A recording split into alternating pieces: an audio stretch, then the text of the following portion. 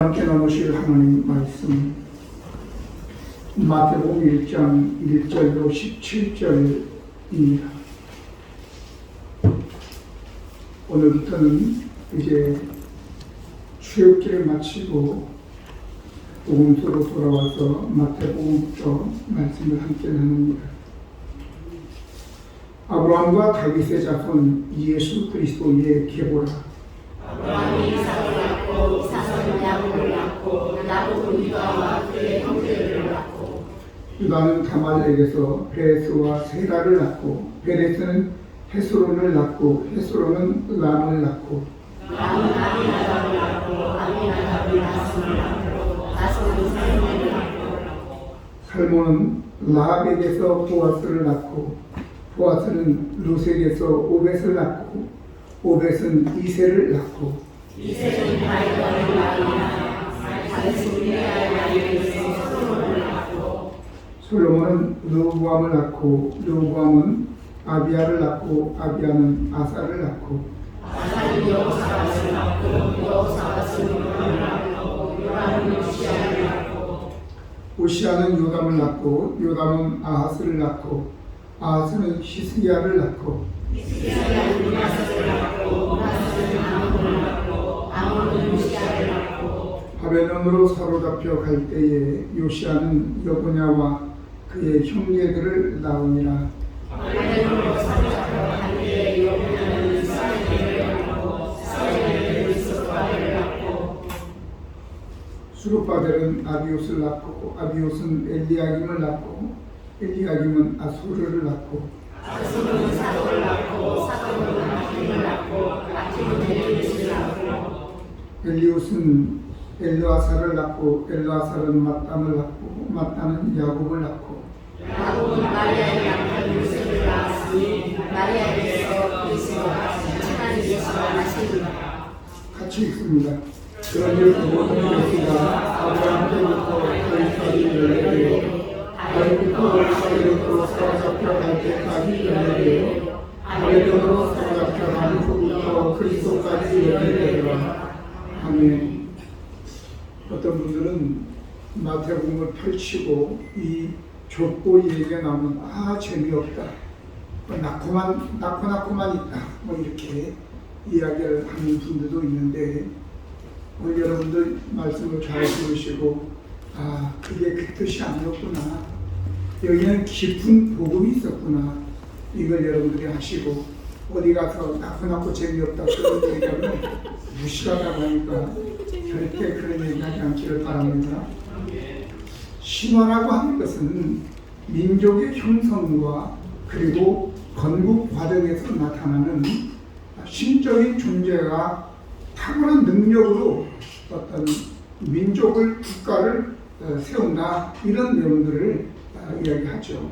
예를 들어서 하늘에서 내려왔다라고 하는 하강 신화 이렇게 얘기하는데, 단군 신화나 해무소 신화나 금화 신화 같은 것을 얘기합니다.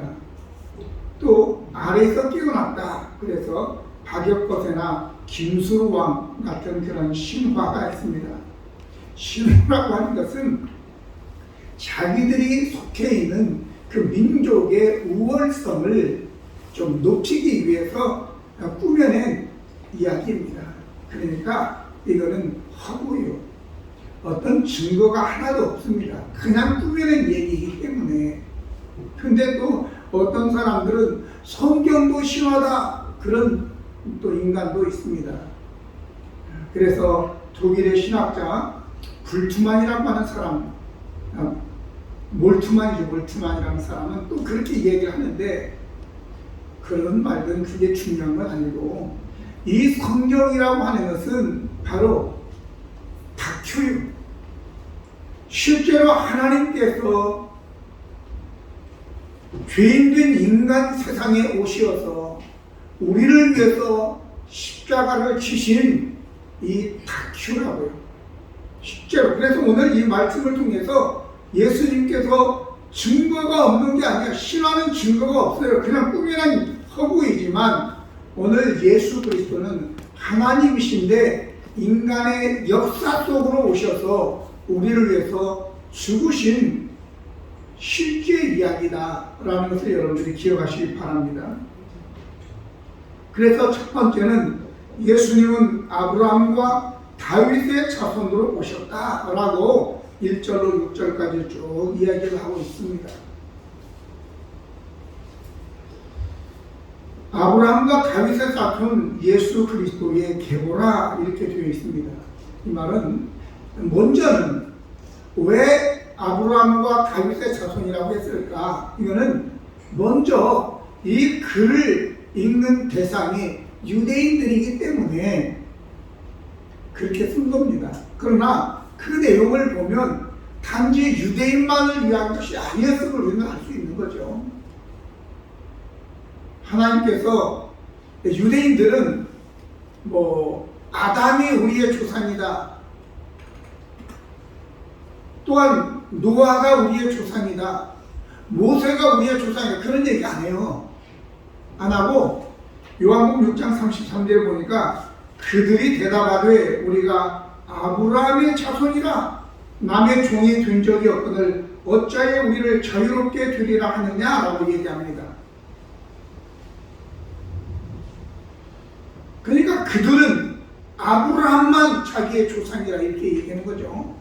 그러면 단지 이런 이유로서 아브라함의 후손이라고 하셨나? 아닙니다.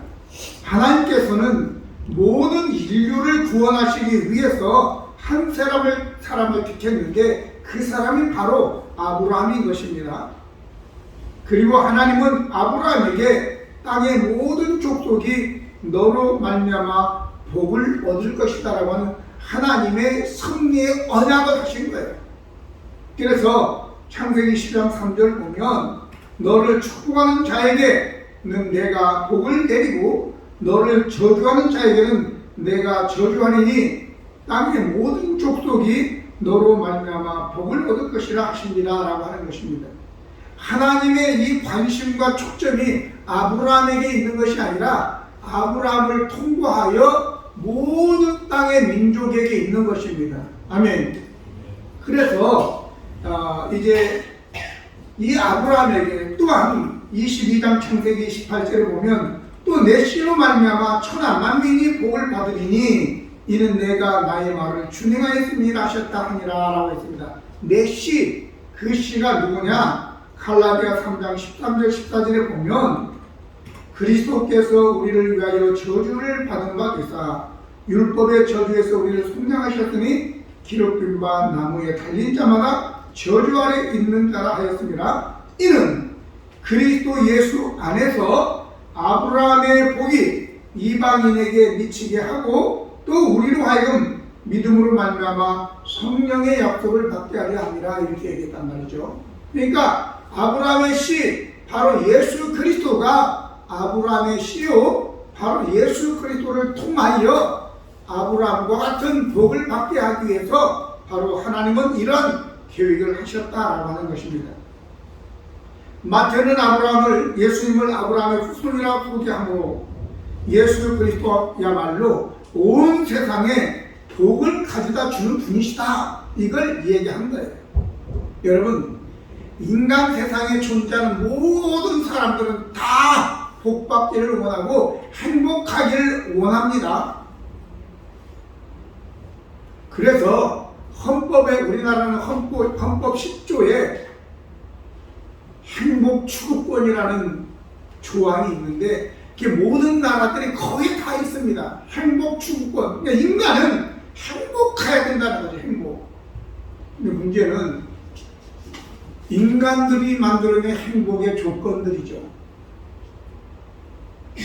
돈, 또 명예, 권력, 쾌락, 이것이 행복의 조건이 되는 줄로 사람들은 생각을 하고 다른 사람을 해치기도 하고 남의 것을 빼앗기도 하고 짓밟기도 하고 그렇게 하는데 과연 그들이 행복한가? 라고 하는 거예요.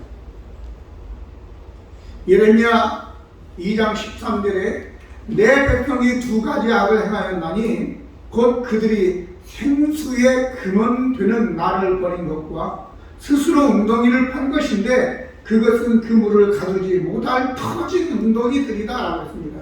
생수, 기쁨과 행복을 주는, 생명을 주는 생수의 근원은 하나님이신데, 그 생수의 근원되는 하나님을 버리고 스스로 인본주의적으로 웅덩이를 팠다. 그게 뭐냐? 돈이라고 생각하고, 권력이라고 생각하고, 쾌락이라고 생각하고, 명예라고 생각해서 팠는데, 하나님이 그걸 뭐라고 얘기했다고요?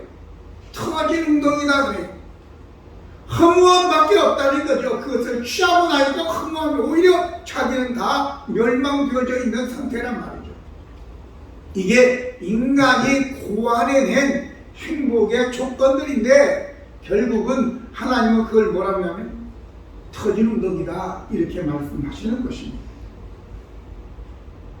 또한 예수님을 다윗의 자손이라고 부르고 있는데, 신약 성경에서 예수님을 다윗의 자손이라고 17번을 부르고 있습니다.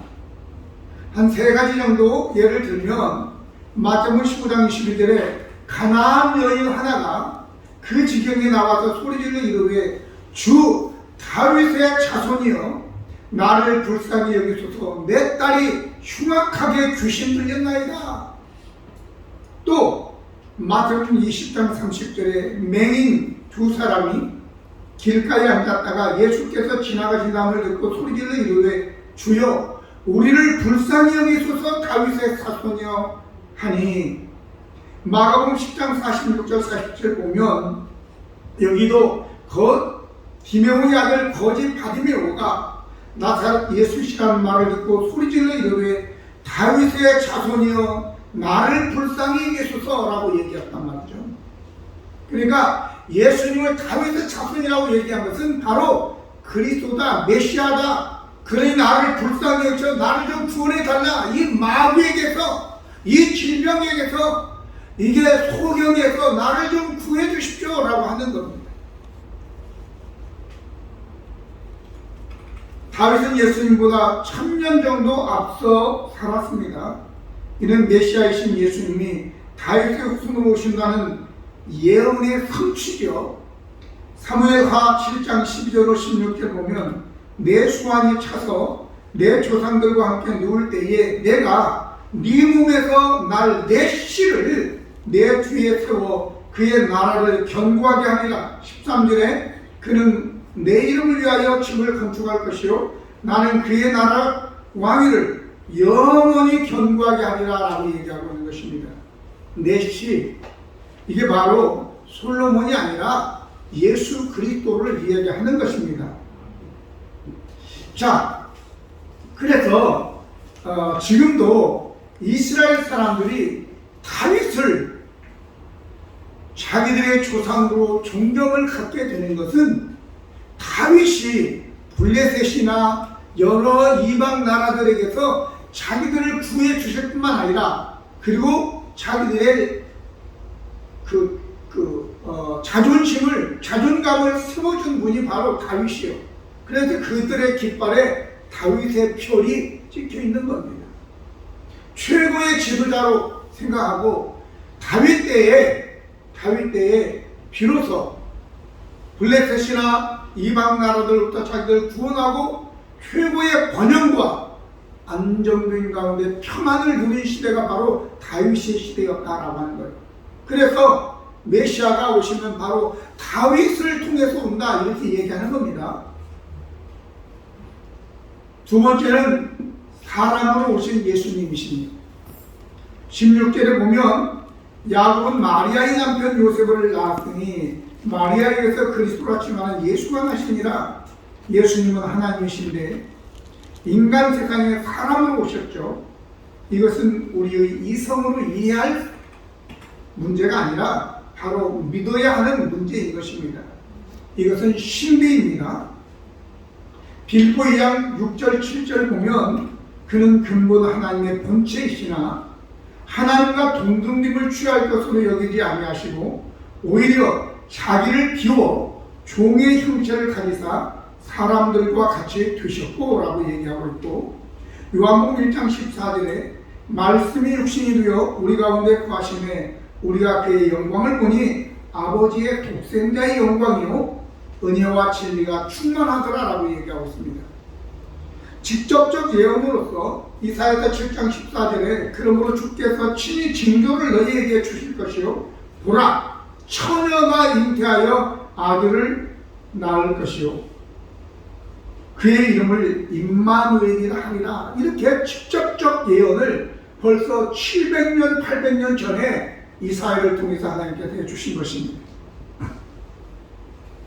또한 9장 6절에 보면 이는 한 아기가 우리에게 낳고 한 아들을 우리에게 주신 바 되었는데 그의 어깨에는 정사를 메었고 그의 이름은 기묘자 모사 전능하시는 하나님 영존하시는 아버지 평강의 왕이라 할 것입니다. 이렇게 얘기하고 있습니다. 아니 한 아기가 낳았는데 그 아기가 어떻게 하나님이시냐고요. 그래서 유대인들은 지금도 안 믿는 거예요. 근데 분명히 그들은 이사야를 대선지자로 인정하는 거거든요. 근데 이 이사야가 분명히 한 아이가 낳는데 그 아들의 이름이 그 아이의 이름이 바로 영존하시는 아버지고 전능하시는 하나님이라고 나오잖아요. 바로 그분이 아기로 오신 예수 그리스도이십니다. 근데 이 예수님이 사람이 되셨다라고 하는 것 중에 가장 중요한 신학적 문제는 바로 히브리서 9장 22절에 피 흘림이 없은즉 죄사함이 없다는 것입니다.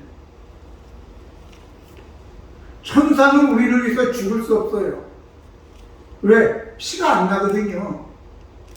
근데 문선명이는 우리를 위해서 죽어도 아무런 효과가 없어요. 왜? 죄투성이거든요. 그러니까 인간이 인간을 위해서 죽을 수 있는 것이 아니에요. 오직 예수 그리스도께서만 죄 없으신 예수님만 우리를 위해서 피 흘리게 하기만이 우리가 죄가 사함받게 되는 줄 믿습니다. 그래서 이사야서 53장 5절 6절 보면 그가 찔림은 우리의 허물 때문이요 그가 상함은 우리의 죄악 때문이라. 그가 징계를 받음으로 우리는 평화를 누리고 그가 채찍에 맞음으로 우리는 나음을 받았도다. 우리는 다 양같아 그릇 행하여 각기 제 길로 갔거늘 여호와께서는 우리 모두의 죄악을 그에게 담당시키셨도다 라고 한 것입니다. 그래서 바울은 예수 그리스도의 십자가 위에는 결코 자랑할 것이 없다라고 얘기한 거예요. 십자가라는 것은 피 흘려 죽으셨다 그 말이에요. 오늘 저와 여러분 예수님은 하나님이신데 인간의 몸을 입으시고 우리 가운데 오셔서 우리를 위해서 피 흘려 죽으심이 어찌 작은 일이겠습니까? 일본에서 한국 청년이 지하철에 떨어진 일본 사람을 구하고 자기는 전철에 치여서 죽었어요. 한 사람을 구하고 죽었다고요. 근데 매년 그 의인이라고 해서 그 사람을 위해서 거기서 기념을 합니다. 그리고 저 인도 캘커다에 가면 죽음의 집이라는 곳이 있더라고요.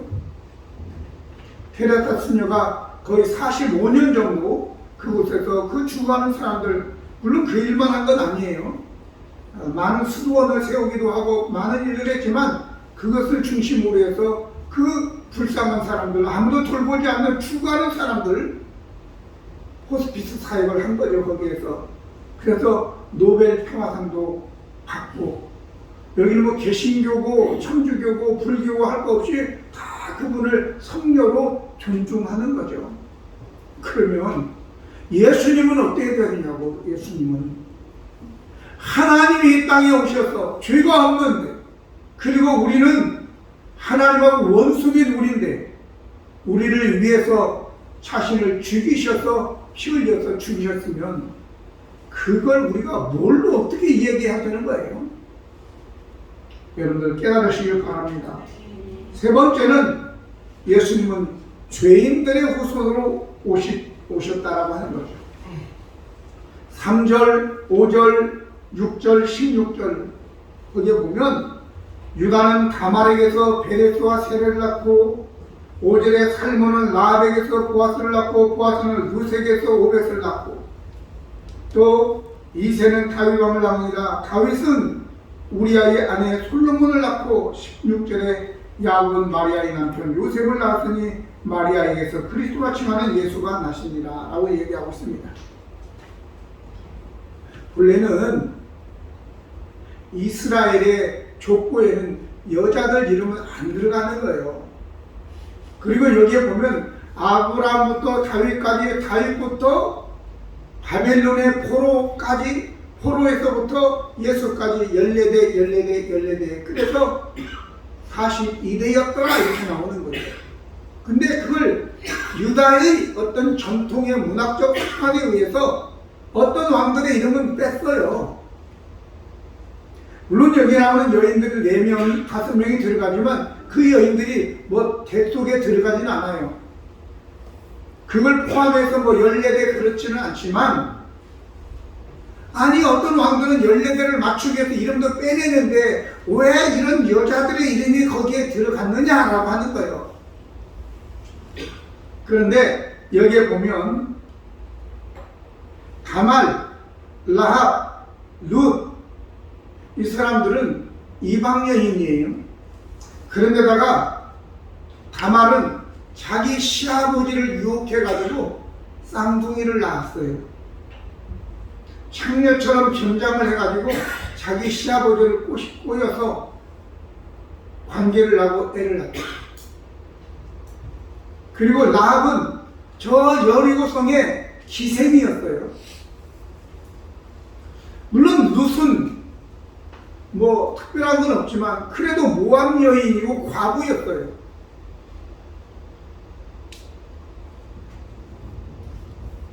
게다가 우리아의 아내, 이름은 안 나오지만 밧세바죠. 저는 이 말씀을 준비하면서 밧세바에 대한 새로운 면을 보게 되더라고요. 우리는 지금 다윗에게만 초점을 맞추기 때문에 다윗 나쁜 놈 이렇게 얘기하지만, 아니 벌건 대낮에 자기 남편 저 전쟁터에 나가 있는데 왜 왕궁에서 이렇게 내려다 보이는 집에 살면서 벌건 대낮에 젊은 여자가 알몸으로 목욕을 하고 있느냐라고 하는 거죠. 더워서? 집 안에서 하면 안 되나? 왜 저녁에도 아니고 무슨 일하고 왔나? 추론을 하다 보면 왕을 유혹했다라고도 볼 수 있단 말이죠. 그런데 성경에 보면 신명기 22장 21절에 어떤 남자가 유부녀와 동침한 것이 드러나거든 그 동침한 남자와 그 여자를 둘 다 죽여 이스라엘 중에 악을 제할지니라 이렇게 얘기해요. 결국은 다윗도 밧세바도 맞아 죽어야 될 자들이다 라고 하는 거죠. 왜 거기다 그런 내용을 기록했냐고. 빼버리지. 여러분, 예수님이 십자가에 못 박아 죽을 때에 사람들은 바라바를 살려달라고 그러죠. 바라바를. 우연히 거기다가 바라바를 집어넣나? 아니, 마가복음 15장 15절을 보면 빌라도가 우리에게 만족을 주고자 하여 바라바는 놓아주고 예수는 채찍질하고 십자가에 못 박히게 넘겨주니라 라고 얘기했습니다. 사랑하는 성도 여러분, 그 어떤 흉악한 죄인도 구원받지 못할 자는 없다. 구원받기 위해서는 조건 안 내건다 라고 하는 거예요.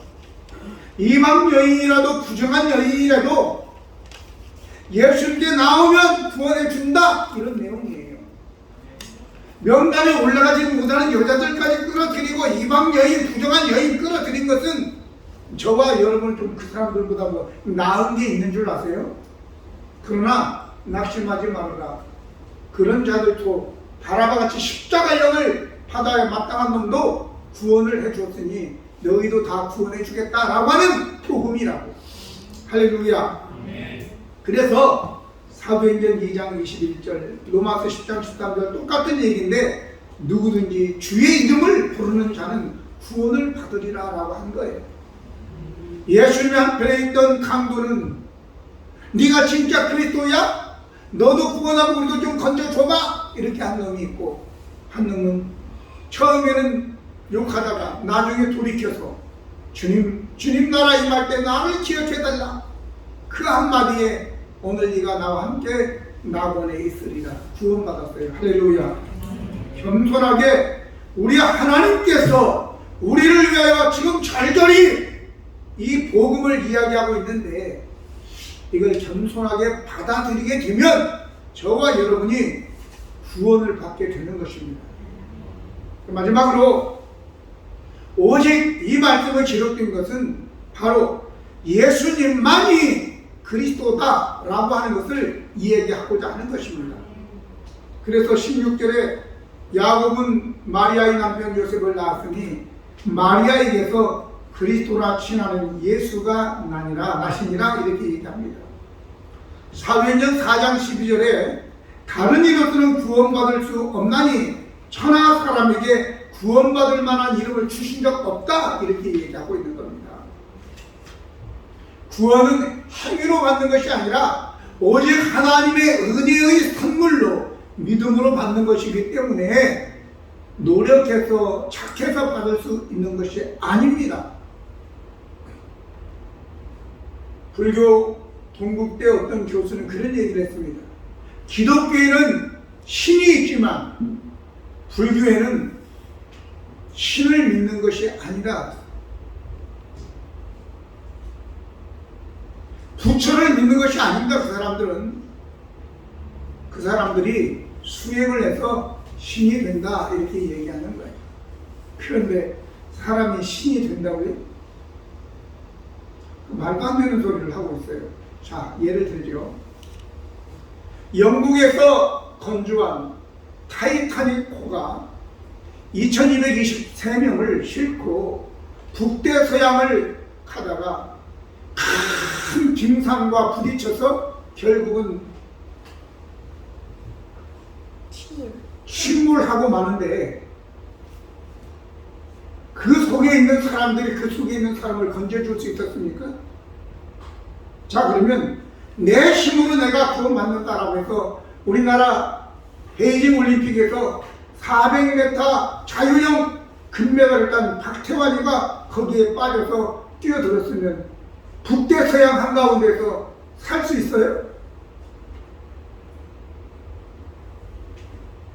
수영을 아무리 잘해도 죽을 수밖에 없고 그게 북대서양이라고 동네 겨울이 아니라고 거기다가 또 20-30분만 지나면 저체온증으로 바닷물이 차가우니까 몸도 차가워서 죽는 거예요. 누구만 살 수 있어요? 구조선, 그러니까 뭐라고 그래, 그거 이렇게 내리는 걸 구명정이라고 하죠. 구명정에 올라탄 사람만 사는 거예요. 근데 구명정에 올라탔다고 해서 다 산 게 아니잖아요. 구명정을 타고 어디로 갈 건데 지네들이 구명정을 타고 어디로 가냐고. 큰 배가 와서 구명정에 탄 사람들을 구출해 줘야지 타는 거예요. 근데 제가 가만히 생각해보세요. 그 사람들이 어디로 갔나? 이 사람들의 목적지는 저 신대륙 아메리카야. 미국에 가서 잘 살아보겠다고 거의 모든 사람들이 그렇게 탄 사람들인데, 문제는 그 사람들이 그 큰 배에 태우고 미국으로 데려갔겠어요? 영국으로 다시 돌아갔겠어요? 인간적으로 한 것들은 결국 구원이 안 된다라고 하는 것을 제가 얘기하는 거예요.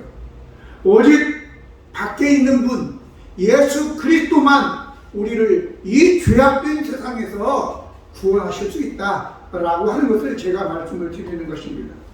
그러므로 활짝 열어놓은 구원의 이 문에 여러분들의 죄송스러워도 어쩔 수 없어요. 죽고 사는 데보다 죄송이 어디 있어요. 그냥 예수님을 받아들이십시오. 믿으십시오. 그렇게 되면 한 사람도 우리 하나님은 거절하지 않으시고 누구든지 주의 이름을 부르는 자는 구원을 얻는다고 말씀하셨는데 너는 안 되지만 우리는 그렇죠. 그러나 하나님은 안 그렇습니다. 어떤 죄인이라도 다 구하실 수 있는 줄로 믿습니다.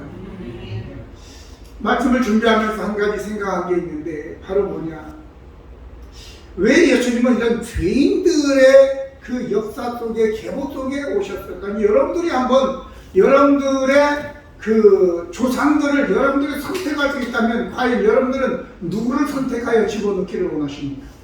어떤 사람은 자기의 조상 아버지, 어머니, 할아버지에서 이야기하고 싶지 않은 사람들이 많아요. 입 다물고 있어도 이 사람이 어디에서 뭘 하다 왔는지를 모르고 있는 사람들이 있다고요. 왜? 이야기하고 싶지 않아요. 그럼 물어보지 마세요. 괜히 들쑤셔서 상처 주지 마시고 그냥 왜? 우리는 어차피 하나님을 통해서 하나님 아버지로 입적된 자고 다 양자된 자들로서 같은 가족이기 때문에. 그러나 중요한 것은 이순신 장군을 우리 아버지로 할까? 우리 조상으로 할까? 아니면 세종대왕을 할까? 아니면 돈 많은 분을 우리 부모, 이런 생각이 들 수 있어요. 그러나 어떤 사람들, 제가 그런 생각, 혼자 장난기가 돌아가지고 한번 생각해봤어요. 야, 아합이나 이세벨을 자기의 조상으로 여기고 싶은 사람이 있나요 혹시? 없죠. 저희 아내가 그런 얘기를 하더라고요. 자기가 아는 장모님이 있는데 아들을 낳는데 이름을 하만이라고 했대요. 하만. 왜냐하면 모르드기하고 헷갈린 거야. 모르드기하고 헷갈려가지고 아들을 낳는데 이름을 하만이라고 했대. 물론 이제 우스갯소리지만 그건 실제로 있었던 얘기예요. 여러분과 저. 그런데 예수님께서는 왜 죄인들의 그 목록이 있는 그 속에 오셨냐? 바로 그런 인간들을, 죄인을 구원하기 위해서. 병든 자에게라야 의원이 필요하듯이 저와 여러분들 구원하시기 위해서 예수님은 죄인의 몸으로 오셨다. 이게 복음입니다. 그 하나님의 은혜를 여러분들이 겸손하게 받으시고 감사함으로 살아가는 저와 여러분 되기를 예수님의 이름으로 축복합니다. 기도하시겠습니다. 은혜로우신 하나님 우리 아버지, 오늘